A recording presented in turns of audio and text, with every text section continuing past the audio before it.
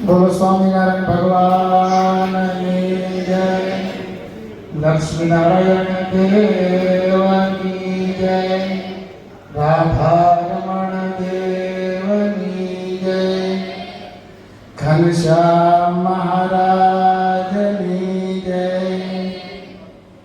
ઈષ્ટદેવ પરમ કૃપાળુ પરબ્રહ્મ પરમાત્મા ભગવાન સ્વામિનારાયણ ભગવાનના પદરસથી પાવન થયેલી આ પવિત્ર ભૂમિમાં આજના આ રંગોત્સવના પાવન પ્રસંગે ઉપસ્થિત પરમ વંદનીય પ્રાતસ્મરણીય પૂજ્ય ગુરુવર્ય હરિચરણ દાસજી સ્વામી હમણાં જ ધૂળેટીની જેમ શુભકામનાઓ પાઠવી એવા આવનારી 29 તારીખથી લઈ અને 2 તારીખ સુધી રામચરિત્ર માનસની કથા બાલાજી મંદિરે જેવો શ્રવણ કરાવવાના છે એવા આ મંદિરના પૂર્વ કોઠારી અને બાલાજી મંદિરના કોઠારી સ્વામી વિવેક સાગરદાસજી સ્વામી પુરાણો ઘોડીને જેવો પી ગયા છે એવા એકમાત્ર અમારા મંડળના પુરાણી ડોક્ટર ધર્મપ્રકાશ દાસજી સ્વામી,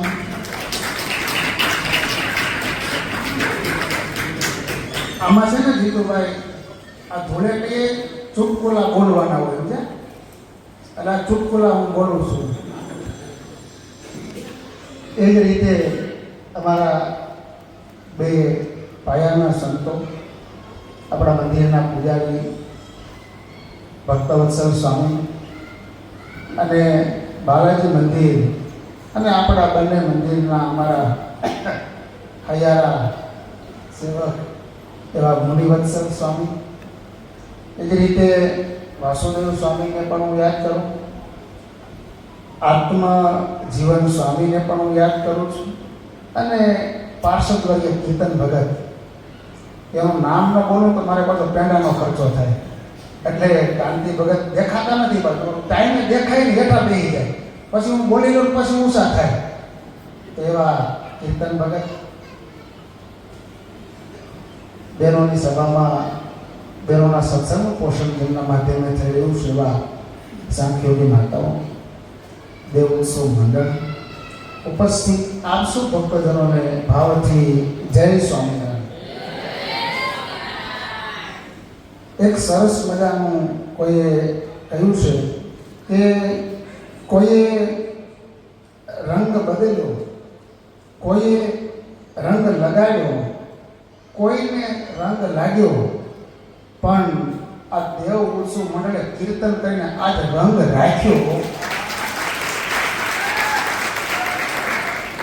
અને બીજો વિવેક સ્વામીએ જે કહ્યું ભરતભાઈ વિશે, એમાં મારે ખાલી થોડુંક એટલું ઉમેરવું છે કે હોળી તો ઘણાના ઘરમાં થતી હોય, રંગ હોળી તો અહીંયા જ થાય.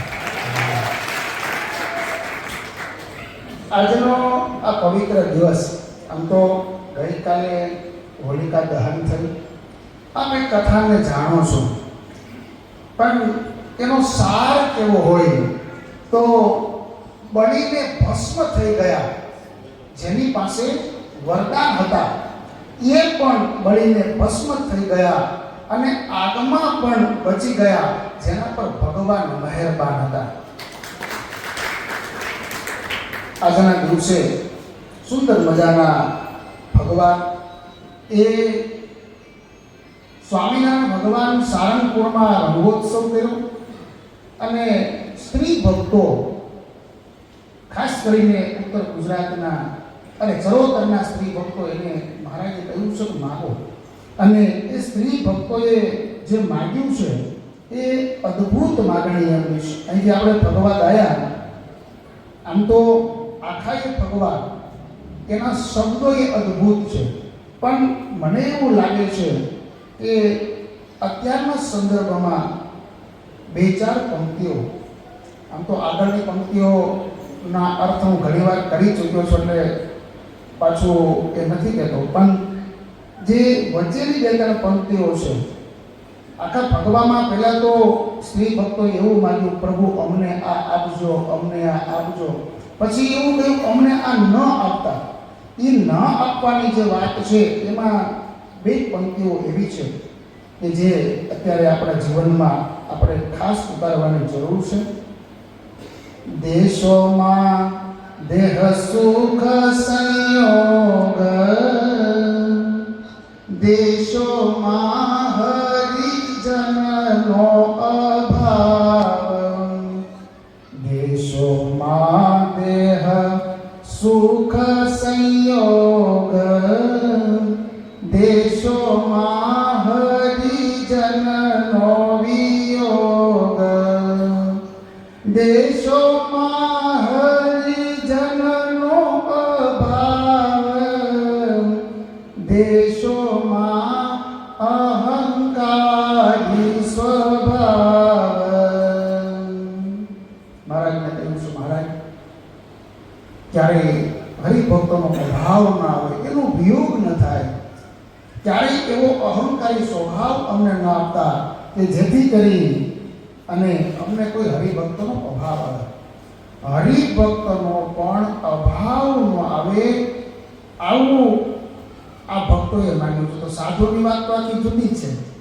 એટલે આજના દિવસે વિશેષ મારે કંઈ કહેવું નથી, પણ ભગવાનને કાયમ આપણે એ પ્રાર્થના કરવાની કે અમને ક્યારેય કોઈનો અભાવ ન આવે. ગુણાતીતાનંદ સ્વામીએ કહ્યું છે, સત્સંગમાં જેને આગળ વધવું છે એને ત્રણ બાબત બહુ મહત્વની છે: ગુણ, વિનય અને સેવા. જેનામાં આ ત્રણ બાબત હશે એ દિવસે દિવસે સત્સંગમાં વૃદ્ધિને પામશે, અને જેનામાં ત્રણ બાબત હશે, હઠ, માન અને ઈર્ષા, એ દિવસે દિવસે ઘટતો જશે. પ્રહલાદજીએ ભગવાનને રાખ્યા, એના પિતા હિરણ્યકશિપુએ એને મારવા માટેના ગમે એટલા પ્રયત્ન કર્યા, છતાંય પણ ભગવાન એની રક્ષા કર્યો. જે ધર્મને માર્ગે ચાલશે, જે ભગવાન તરફ ચાલશે, જે સત્યના રસ્તે ચાલશે, એની કસોટી થશે. હું ઘણીવાર કહું કે સત્ય એ પરેશાન થશે પણ પરાજિત નહીં થાય. અને બહુ સુપ્રસિદ્ધ ભજન, હરિને ભજતા હજુ કોઈની લાજ, જતા નથી જાણી લે, જેની સુરતા સાંભળ્યાને સાથ, એમ વધે વેદ વાણી લે. જેને જેને ભગવાનના રસ્તે ચાલ્યા છે, જેને ભજન કર્યા છે, એની કસોટીઓ થઈ હશે, પણ ભગવાને ક્યારેય એનો સાથ એ છોડ્યો નથી. એટલે છેલ્લી 5 પંક્તિઓ એ ગાઈ અને હું મારી વાત પૂરી કરું છું કે જેને જેને ભગવાનને રાખ્યા છે, ભગવાને કેટલું એનું ધ્યાન રાખ્યું છે. આ બધા પ્રસંગો જાણીતા છે. મને સડનલી કાલે યાદ આવ્યું એટલે અત્યારે ગાઉં છું.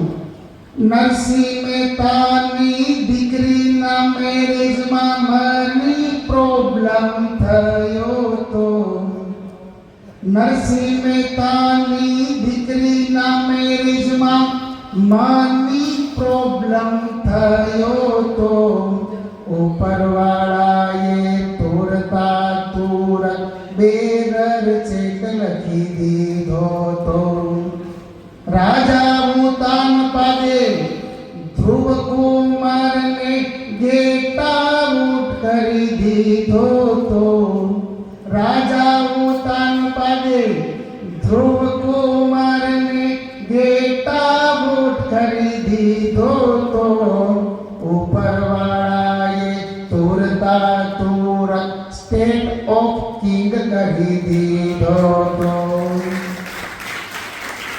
હિરણ્યકશિપુએ ભક્ત પ્રહલાદને પર્વતથી ફેંકી દીધો તો, ઉપરવાળાએ તુરતા તુરત આસાન ખેંચ કરી લીધો તો, મેવાડના રાણાએ નિરાતે બાયને ઝેરનો કટોરો દીધો તો, ઉપરવાળાએ તુરતા તુરત ડ્રિંકિંગ પોઈઝન કીધું તું.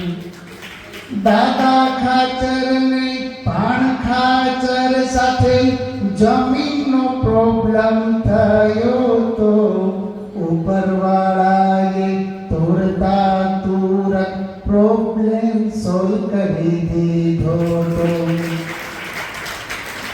ભગવાનના રસ્તે જે જાય છે ને ભગવાન એની લાજ રાખે, પણ ભરોહો જોયો. એ દાદા ખાચરને કેસ ચાલે ભાવનગર, અને મહારાજને મળવા માટે જાય કે મહારાજ આજે તારીખ છે, હું ભાવનગર જાઉં છું. સ્વામિનારાયણ ભગવાન કે જાઓ દાદા તમારો વિજય. આમ આમ આમ કપાળમાં ચાંદલો કરી દો, આમ કરીને આમ જાઓ દાદા તમારો વિજય. અને દાદાને જાય ને તારીખ પડે. પ્રફુલભાઈ, આ નાની ગુની વાત છે હે, અને છતાંય એક વાર નહીં, બે વાર નહીં, અનેક વાર બીજી વાર તારીખ આવે અને મહારાજ પાસે જાય. મહારાજ ચાંદલો કરી જાઓ તમારો વિજય, અને ત્યાં જાય ને તારીખ પડે. નવીનભાઈ છતાંય નોટ સેકન્ડ થ્રોટ, બીજો સંકલ્પ નહીં. મેં ઉસમે રાજી જિસમે તેરી રજાઓ. એને દુનિયામાં કોણ દુખી કરી શકે હે? તમારા સ્વામિનારાયણના પરચા કેટલા? તો કે આ મોંઘવારીમાં પૂરા કરે અમારા ખર્ચા, ઈ જ મોટા પરચા. અને એટલે જીતુભાઈ એ આખી દુનિયામાં થાય એની ચર્ચા, આપણે કરીએ એની અર્ચા. એટલે દાદા ખાચરને કેવડો ભરોસો છે ને પછી વિજય થયો. તો મારો કહેવાનો અર્થ એ છે, આજના પવિત્ર દિવસે ઠાકોરજી એને રંગે ભક્તોની સાથે રમ્યા છે. એ તમારે બધાને રમવાનું છે, પણ ઘેર છે. સહજાનંદ સ્વામી મહારાજની જય.